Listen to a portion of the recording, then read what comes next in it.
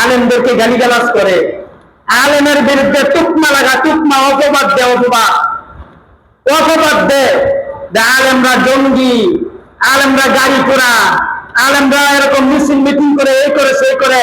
আলেমরা জঙ্গি না, আলেমরা হচ্ছে কাদিয়ানি বিরোধী, নাস্তিক বিরোধী, হুদি বিরোধী। আলেমরা জঙ্গি না, আলেমরা চা আপনারা আমাদেরকে জান্নাতের রাস্তা দেখাইতে চান। তাদেরকে কিভাবে একটা মানুষ সহজে জান্নাতে যাবে এটাই আলেমরা এই রাস্তাটা বের করে দেয়। আলেম কারো শত্রু না, যারা আলেম তারা কারো শত্রু না, তারা জান্নাতের রাস্তা দেখা। আলেমদেরকে আমাদের সন্তানগুলি, আমাদের যুবক ভাইয়েরা আজকে আলেমদেরকে দেখতে পারে না, আলেমদের চিনে না। অনেক মানুষ এরকম আছে যে তারা যদি জিজ্ঞাসা করেন তুমি কোন নবীর উম্মত, হয়তো সে বলবে আমি শেষ নবীর উম্মত। তো তোমার নবীর নাম কি? নবীর নামটা সে বলতে পারবে না, নবীর নামটা সে বলতে পারবে না।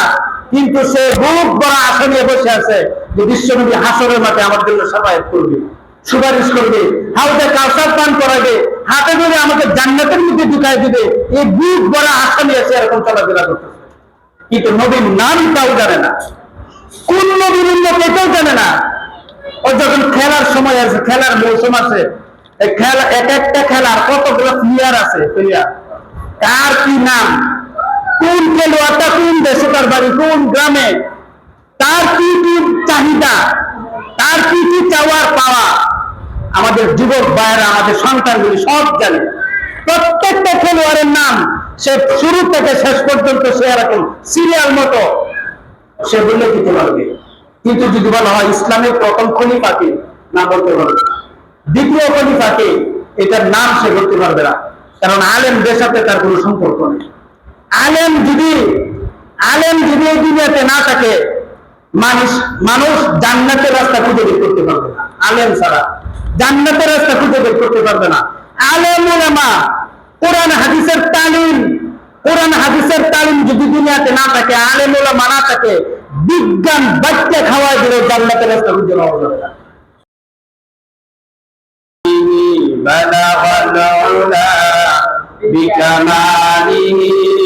كشف الدجى بجماله حسنت جميع خصاله صلوا عليه وآله আলহামদুলিল্লাহ।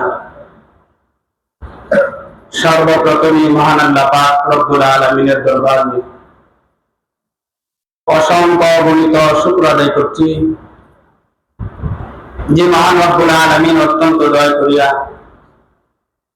আজকের এই পবিত্র জুমার দিন আমাদেরকে মসজিদে আসার তৌফিক দান করেছেন। এই জন্য আমরা সকলে শুকর আদায় করি আলহামদুলিল্লাহ। এই পৃথিবীতে আল্লাহ রব্বুল আলামিন যত মখলুকাত পাঠাইছেন, এক কথায় আল্লাহর যত সৃষ্টি আছে, সমস্ত সৃষ্টির মধ্যে আল্লাহ তাআলা মানুষকে শ্রেষ্ঠত্ব দান করছেন। আশরাফুল মাখলুকাত, সৃষ্টির সেরা। এই মানুষের জীবনে কঠিন তিনটা দিন আছে, তার মধ্যে একটা দিন হইল তার জন্মের সময়। যিনি জন্ম দেন আর যে জন্ম গ্রহণ করে, উভয়ের জন্য একটা কঠিন মুহূর্ত। অনেক সময় দেখা যায় গর্ভধারিণী মা, উনি আপন জনদের কাছ থেকে দোয়া নেয়, বিদায় নেয়। জানা নাই তো যদি কোনো দুর্ঘটনার কবলে পড়ে, দুর্ঘটনার শিকার হয়, হতে পারে ইন্তেকালও করতে পারে। এর জন্য সন্তান জন্ম দেওয়ার সময় গর্ভধারিণী মা আপন জনদের কাছ থেকে মাপ চা, যে আমাকে মাফ করে দিও, দোয়া চা। আর যে জন্ম গ্রহণ করবে সেও যদি কোনো দুর্ঘটনার শিকার হয়, তখন দেখা যায় সে আর জীবিত দুনিয়াতে আসতে পারে না। আর সন্তানটার জন্ম যদি মুসলিমের ঘরে হয়, মুসলমানের ঘরে হয়, তো আলহামদুলিল্লাহ, জন্মের পরে সে আল্লাহর কথা শুনবে, আলহামদুলিল্লাহ, আল্লাহু আকবার। জন্মের পরে তার কানের মধ্যে আযানের বাক্যগুলো শোনায় দেওয়া হবে যদি মুসলমানের ঘরে জন্ম হয়।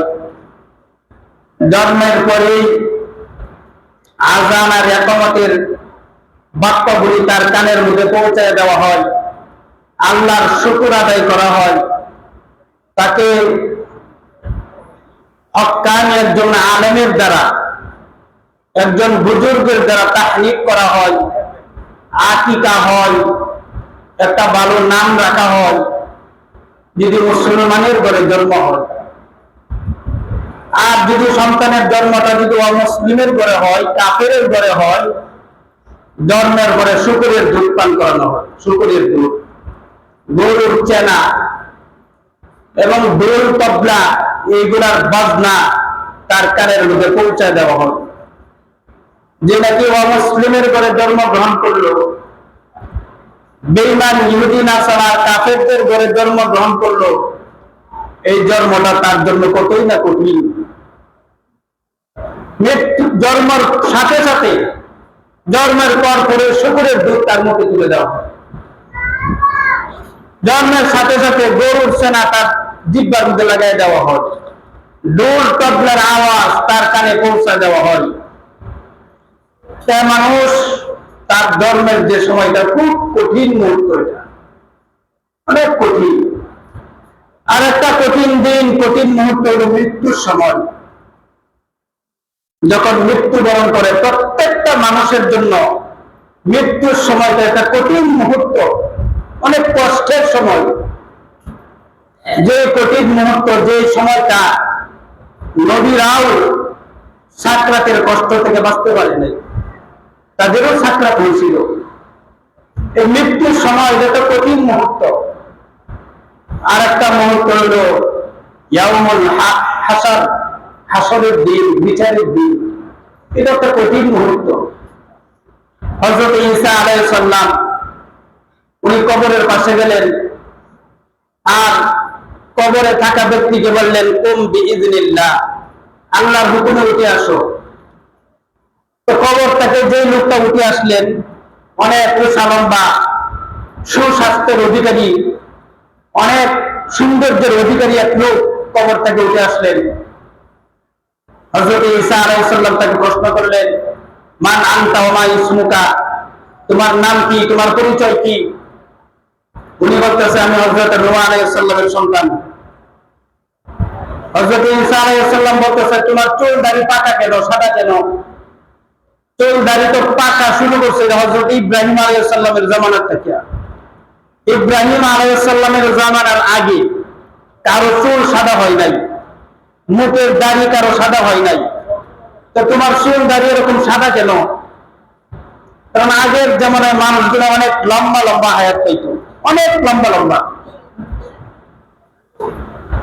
এক মহিলা হযরত নূহ আলাইহিস সালামের কাছে এসে বলতেছে, আল্লাহর পয়গম্বর, আমার সন্তান গুলি ওয়াকাল মৃত্যু হয়, ওয়াকাল অসময়ে মৃত্যুবরণ করে, অল্প বয়সে মৃত্যুবরণ করে। আপনি একটু দোয়া করেন আল্লাহ যেন আমার সন্তান গুলি হায়াত যেন আল্লাহ তাআলা বাড়ায় দেন। হযরত নূহ আলাইহিস সালাম ওই মহিলাকে প্রশ্ন করে, কত বছর বয়সে তোমার সন্তান গুলি মরে? কেউ 300 বছর, কেউ 400 বছর বয়স।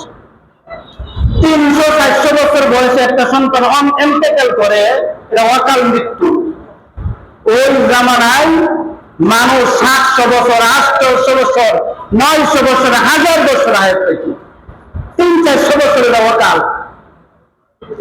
ঈসা আলাইহিস সালাম বলতেছে, তুমি তো নবীর ছেলে, আবার পয়গম্বর, তুমিও পয়গম্বর, তোমার বাপও পয়গম্বর। তো চুল দাড়ি তো সাদা হওয়া শুরু করছে হযরত ইব্রাহিম আলাইহিস সালামের জামানার থেকে, তো তোমার চুল দাড়ি সাদা কেন? ওই কবর তাকে উঠা ব্যক্তি উনি বলতেছে, আপনাদের কবরে পয়সা এসে ডাক দিলেন, কুম বিইজনিল্লাহ, আল্লাহর হুকুমে উঠো।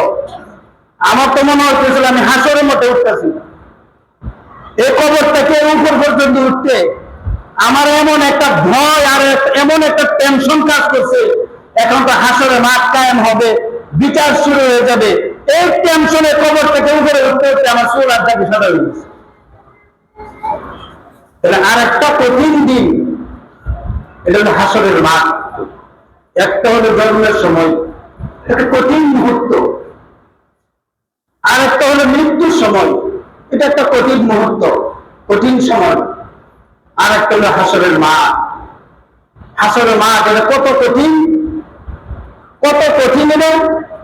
আল্লাহ রাসূল সাল্লাল্লাহু আলাইহি সাল্লাম ফরমান, যেদিন সূর্য মাথার উপরে আসবে আর তার যতগুলা মুখ আছে একসাথে সে এরকম সে তাপ দিতে থাকবে, জমিনটা তামার থাকবে, তামার হয়ে যাবে জমিন, আর সূর্য উপর দিকে মাথার উপরে তাপ দিবে আর মাথার মগজগুলি টকবক টকবক করতে থাকবে বাতের ফেলের মতো, শরীরের মধ্যে কোনো কাপড় থাকবে না।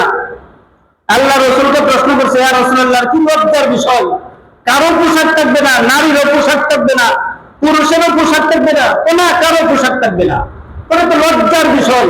হাসরের মাঠে এত এত লোক, এগুলো উলঙ্গ অবস্থা কিভাবে থাকবে? রাসূলুল্লাহ সাল্লাল্লাহু আলাইহি সাল্লাম বলেন, হাসরের মাঠটা এত ভয়ঙ্কর, এত কষ্টকর, এত কঠিন একটা দিন হবে হাসরের মাঠে, একটা কঠিন সময় হবে, নিজ দিকে তাকানোর কোনো সময় থাকবে না। নবীরা পর্যন্ত আল্লাহর ভয়ে থরথর করে কাঁপতে থাকবে আর ইয়া নাফসি করতে থাকবে হাসরের মাঠে।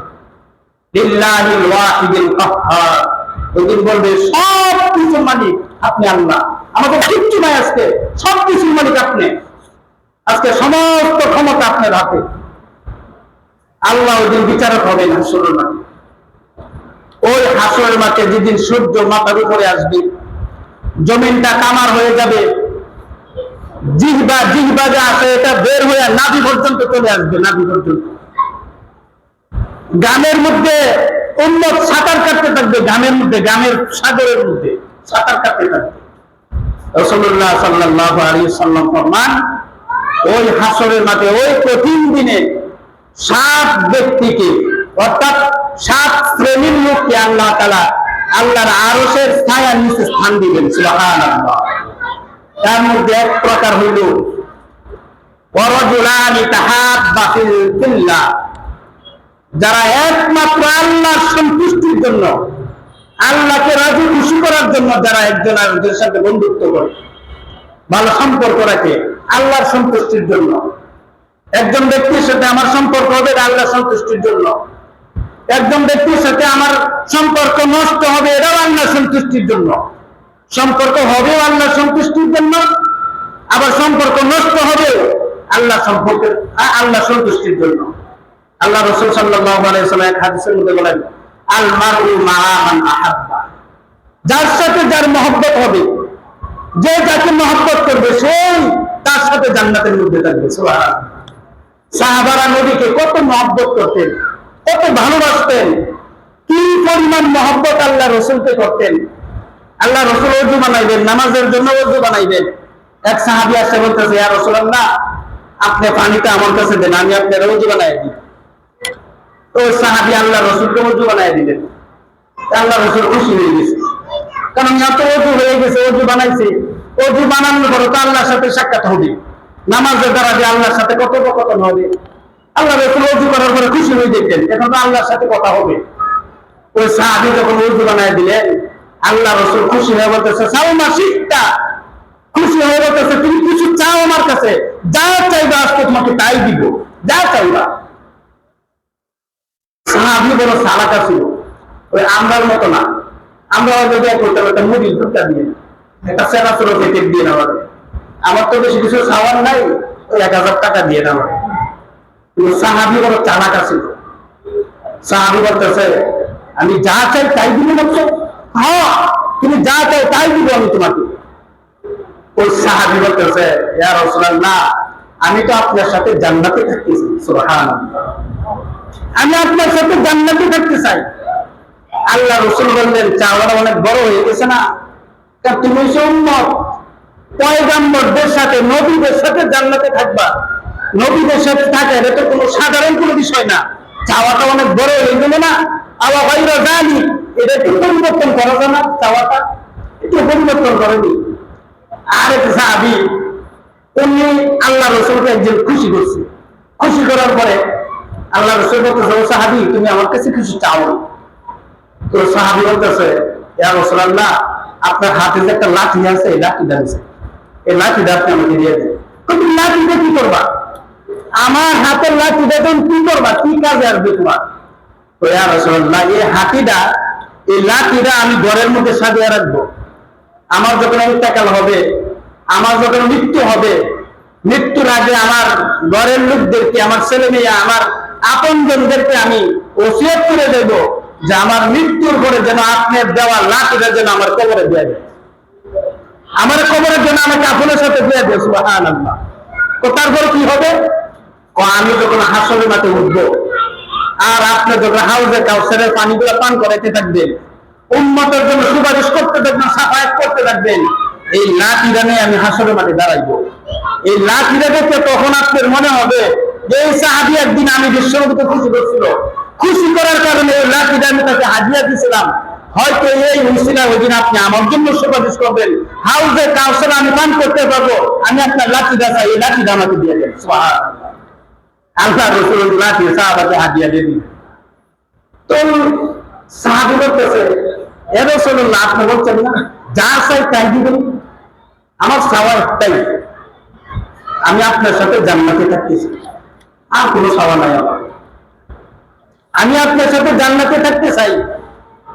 আল্লাহ রাসূল সাল্লাল্লাহু আলাইহি সাল্লাম বললেন, যাও মঞ্জুর, সুবহানাল্লাহ, কবুল করলাম। তবে শোনো, তুমি যে আমার সাথে জান্নাতে থাকবা, আলাইকা বিকাসরাতি সুজুদ, তুমি খুব বেশি বেশি সিজদা করবা, অর্থাৎ বেশি বেশি নামাজ পড়বা। যে যত বেশি সিজদা করবে, যে যত বেশি নামাজ পড়বে, সে আল্লাহ তত কাছে চলে যাবে। সুবহানাল্লাহ। সিজদার মাধ্যমে, নামাজের মাধ্যমে একজন বান্দা আল্লাহ যত কাছে যাইতে পারে, আর কোনো আমল দ্বারা এত কাছে যাওয়া যায়, আর কোনো আমল দ্বারা যাওয়া যায়। আল্লাহ রাসূল হাদিসের মধ্যে বলছেন, বান্দা যখন সিজদা করে, নাক আর কপাল যখন জমিনের মধ্যে ঠেকায়া, আল্লাহর কুদরতি পায়ের মধ্যে ঠেকায়া সে যখন তাসবিহগুলো পাঠ করতে থাকে, তো তখন বান্দার আল্লাহর মাঝখানে আর কোনো পর্দা থাকে না, কোনো হিজাব থাকে না, কোনো হিজাব থাকে না। এজন্য তো আল্লাহ রাসূল বলছেন, নামাজের সিজদার মধ্যে দিয়ে আল্লাহর কাছে বেশি বেশি চাও। আপনারা যখন নফল নামাজ পড়বেন, সুন্নত নামাজ পড়বেন, অনেকে তো আরবি পড়তে পারেন না, আরবি বলতে পারেন না, আরবি শিখেন নাই, সিজদার মধ্যে গিয়ে আগে সিজদার তাসবিহগুলো পাঠ করবেন, 3 বার 5 বার 7 বার যে কয়বারই করেন, সিজদার তাসবিহগুলো আগে পাঠ করবেন, করার পরে এবার বাংলাতে আপনি দোয়া করেন। আপনার যত চাওয়া আছে আপনি বাংলায় আপনি বলতে থাকবেন। ফরজ নামাজে না, নফল সুন্নত নামাজে, নফল নামাজে রাত গভীরে যখন সমস্ত মানুষ ঘুমায় থাকে, পশু পাখিগুলা, হিংস্র প্রাণীগুলা যখন ঘুমায় থাকে, তখন তাহাজ্জুদের নামাজে সিজদার মধ্যে দিয়া চোখের পানি ছেড়ে দিয়ে আল্লাহর দরবারে আপনি চান। আপনার কি চাওয়া আছে, কি পাওয়া, কি প্রয়োজন, আপনি অসুস্থ, সিজদার মধ্যে গিয়ে বলেন আল্লাহকে, চোখের পানি ছেড়ে দিয়ে আল্লাহ তাআলা আপনার সুস্থ করে দিব। আপনার যত প্রয়োজন আছে আল্লাহ এর থেকে আরো বেশি আল্লাহ তাআলা আপনার দিয়ে দিবেন। সিজদার দ্বারা বান্দা আল্লাহর যত নিকটবর্তী হয়, অন্য কোন আমলের দ্বারা এত নিকটবর্তী হতে পারে। তো সাহাবী বলতেছে, আমি তো আপনার সাথে জান্নাতে যেতেছি। তো ওনাকে বললেন, তুমি তোমার দোয়া, তোমার চাওয়া আমি মঞ্জুর করলাম, কবুল করলাম, কিন্তু বেশি বেশি সিজদা করবা। সাহাবারা নবীকে এত মহব্বত করতেন, এত ভালোবাসতেন যে নবীজির পায়ের তালুতে ছোট্ট একটা কাঁটা, এটা পায়ের তলার মধ্যে এরকম ঢুকে, আর এটার বিনিময়ে সাহাবার তাদের জান উৎসর্গ করে দেওয়ার জন্য তৈরি আসছিল, যে নবী আমাকে তুমি কতল করে দাও, আমার গর্দান আলাদা করে দাও, নবী থেকে এক বিন্দু পরিমাণ কষ্ট দেওয়া যাবে, এক বিন্দু পরিমাণ। সাহাবারা, ইহুদি নাসারারা, কাফেররা শাস্তি, এমন শাস্তি দিতেছে, লোহার শিকল আগুনের মধ্যে পুরাইয়া হাত পাও ভাঙ্গা, এরপরে জ্বলন্ত আগুনের উপরে টানা হেঁচড়া করতেছে, আর বলতেছে যে তুই কি চাস তোকে আজকে এই কঠিন আযাব থেকে তোকে মুক্তি দিব, এর বিনিময়ে বিশ্ব নবীর ধরে নিয়ে আসবো, তুই যদি রাজি হস তাহলে তোকে ছেড়ে দিব আজকে, তুই যারা নবী বানছস, এই মোহাম্মদ রানী আগুনের মধ্যে এরকমই করবো, টানা হেঁচড়া করবো, নাউজুবিল্লাহ। ওই সাহাবী বলতেছে, যে আগুনের উপরে টানা হেঁচড়া করার কারণে, জ্বলন্ত আগুনের উপরে টানা হেঁচড়া করার কারণে শরীরের রক্ত, চামড়া, গোশত, চর্বি গুলা গলে গলে আগুনের মুখে পড়তেছে, তেল গুলা গড়ায় গড়ায় যাইতেছে। ওই সাহাবী ওই অবস্থায় বলতেছে, এই অবস্থায় আমার জান বের হয়ে যাবে, কিন্তু বিনিময়ে বিশ্বনবীর শরীরে একটা টুকটা করবে, একটা আঘাত করবে, এটা আমি সাহাবী বরদাস্ত করবো। এত মহব্বত, এত ভালোবাসতেন সাহাবা।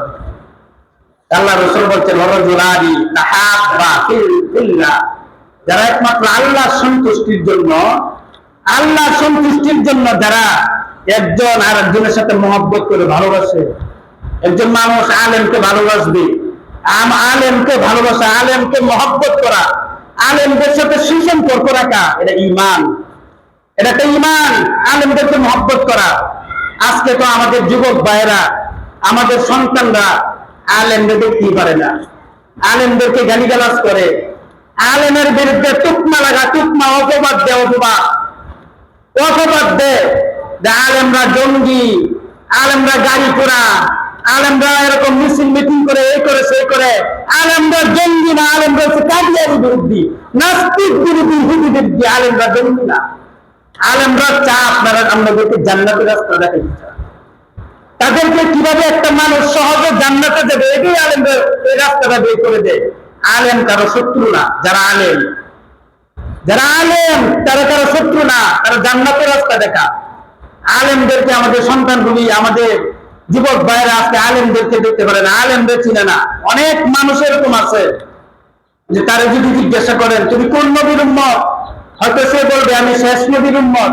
তো তোমার নবীর নাম কি? নবীর নামটা সে বলতে পারবে না, নবীর নামটা সে বলতে পারবে না, কিন্তু সে বুক বড় আশা নিয়ে বসে আছে যে বিশ্বনবী হাসরের মাঠে আমার জন্য সাফায়াত করবে, সুপারিশ করবে, হাউজে কাউসার পান করাবে, হাতে ধরে আমাকে জান্নাতের মধ্যে ঢুকাই দিবে।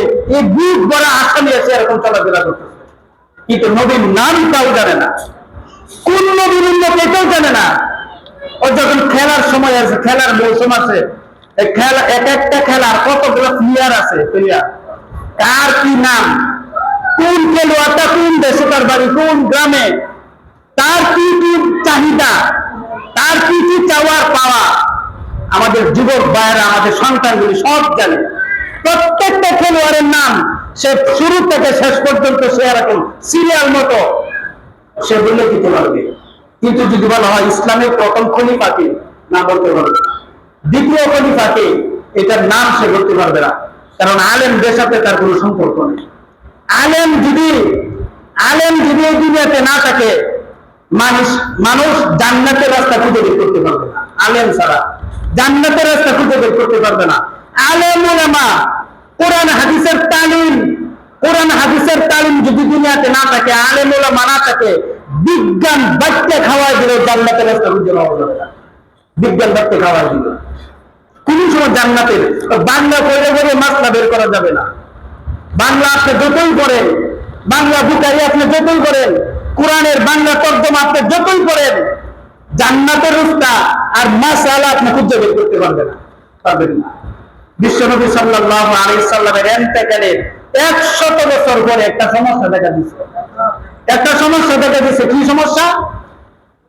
প্রায় 100 বছর পরে হযরতে আবু হানিফা রাহমাতুল্লাহ আলাইহির জামানায় এক চাচা ওনার স্ত্রীকে তালাক দিছে। ভালো করে কথাটা বুঝবেন। এখন তো আমাদের সমাজের মধ্যে, আমাদের দেশে তালাককে কোনো বিষয় মনে করা হয় না, এটা কোনো কিছু মনেই করা হয় না। তালাক দিতে দিতে একজনের ক্ষমতা আছে 3টা, হ্যাঁ যে কত 3টা দেয়, ওই 3টা দেয় কোনো বিষয় হই নাই, আর এটার কোনো বিষয়ই মনে করে না। আবু হানিফা রাহমাতুল্লাহ আলাইহির জামানায় এক চাচা ওনার স্ত্রীকে তালাক দিয়েছে। কি বললো তালাক দিছে? বলতেছে তুমি যদি চাঁদের সাথে সুন্দর না হও তাহলে তুমি তালাক। এই কথা বললে তো তারা শরীর করে গেছে, জামেলার মধ্যে বলে হাই হাই আমি কি করলাম, আমার স্ত্রীকে তালাক হয়ে গেছে। আলেমদের কাছে দৌড়াইতেছে, বড় বড় মুফতি আর মুহাদ্দিসের কাছে দৌড়াইতেছে। এর সমাধান কি? সমাধান একটাই, তালাক হয়ে গেছে। তুমি চাঁদ দেখো না কত সুন্দর, চাঁদটা তোমার স্ত্রী তো একবারে কালা, চাঁদ সুন্দর, তুমি এটা দেখো না, তালাক তো হয়ে গেছে। মুরব্বী চাচা তেরা শান হয়ে গেছে, হাই হাই আমি কি করলাম। আবু হানিফা রাহমাতুল্লাহ আলাইহি কিতাবের মধ্যে আসছে ওনার বয়স 10 থেকে 12 বছর। বলতেছে চাচা কি হয়েছে, কান্দেন কেন? আমি একটা বড় ঝামেলায় বলছি, বলেন আমাকে, তো তোমার বললে ওরা কি 10-12 বছর বয়স, তো বললে দেখেন না তোমার সমাধান তো হতেও পারে। তো আমার স্ত্রীকে তোমার শাশুড়িকে তো আমি তালাক দিছি। তুমি কি বললে তালাক দিছেন? তো আমি এই কথা বলছি, তুমি যদি চাঁদের সাথে সুন্দর না হও তো তালাক। তো আরো কিছু বলছেন তো না, তো আর কান্নাকাটি করার দরকার জান, তালাক হয় নাই। তোমার উস্তাদে বলছে তালাক হয়ে গেছে, তালাক হয় নাই কেমনে? আমি বলছি তালাক হয় নাই। কেমনে? আমি কোরআন থেকে দলিল দিতেছি। আল্লাহ তাআলা সূরা 3 এর মধ্যে 4টা কসম খাইছে। তিনের কসম, জাইতুন, জাইতুনের কসম, তুর সিনিন, সিন পর্বতের কসম, হাযাল বালাদুল আমিন, বালাদে আমিনের কসম। 4টা কসম খাই আল্লাহ তাআলা বলতেছেন লাকাদ খালাকনাল ইনসানা ফি আহসানি তাকবীর। 4 কসম খাই আল্লাহ তাআলা বলতেছেন এই পৃথিবীতে যত সৃষ্টি আছে সমস্ত সৃষ্টির থেকে আমি মানুষকে সবচেয়ে সুন্দর করে বানাইছি। যদি হ্যাঁ অন্ধ হয় আসমান থেকে সুন্দর, হ্যাঁ যদি এরকম পঙ্গ হয়, একটা হাত আর একটা পা যদি নাও থাকে, সূর্য চন্দ্র সবকিছু থেকে মানুষকে আমি আল্লাহ তাআলা সবচেয়ে সুন্দর করে বানাইছি। কোরআনের দলিল। আপনার স্ত্রী কালো হইলে চাঁদের থেকে সুন্দর, এতে কোনো সন্দেহ নাই, এটা আল্লাহর কথা। 100 বছর ধরে এই সমাধান কে দিয়েছে? আলেম। বিজ্ঞান ব্যাখ্যা খাওয়ালে সমাধান বের করতে পারবেন না। 400 বছর ধরে একটা সমস্যা দেখা দিয়েছে বাগদাদে এক মহিলা, উনি যখন মহিলারা ইন্তেকাল করে, মৃত্যুবরণ করে, তখন উনি মহিলাদেরকে গোসল দেয়। তো এলাকার মধ্যে একটা মহিলা মারা গেছে, তো ওই মহিলার কাছে যাই বলতেছে অমুক এলাকায় একটা মহিলা মারা গেছে, আপনাকে গোসল দিতে হবে।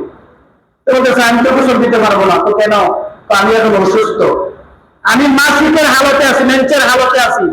এখন আমার মতো একটা নাপাক অপবিত্র একটা মহিলা একটা মাইয়াকে গোসল করে আল্লাহর হাতে উঠাই দিবে, এটা আমার দ্বারা সম্ভব না।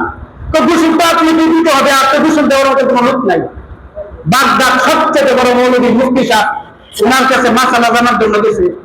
মাদ্রাসা বেড়ে যেতে ছাত্ররা কই জানা, এটা তো বড় হুজুরের রুম, এর মতো যাওয়া যাবে না। আমি একটা মাসালা জানতে চাইছি, আমাদের সাথে বলেন কি মাসালা? আমি তো মেন্সের হালতে আছি, এই অবস্থায়, এই মাসিকের অবস্থায় আমি কি কোনো মাইয়াকে গোসল দিতে পারবো? এটা কি সম্ভব? হাদিসে কি আছে এটা?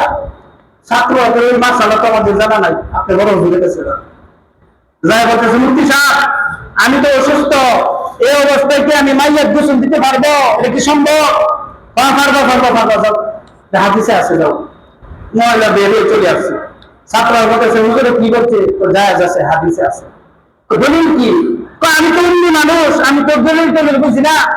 আল্লাহ বলছে যে আলেমদের কাছে পরামর্শ করে চলো। আমি জিজ্ঞে আছি, উনি বলছে আমি যাই গোসল দিব। আপনার দলিল দরকার নাই, আমাদের দরকার আছে। আপনি তো দলিলটা জিজ্ঞে যান কোন জায়গায় আছে। ওই বাড়িতে যাওয়ার পরে যদি আপনার জিজ্ঞা যে আপনি অসুস্থ অবস্থায় গোসল দিবেন, দলিল কি? আপনি কি বলবেন? দলিলটা জিজ্ঞে আসেন।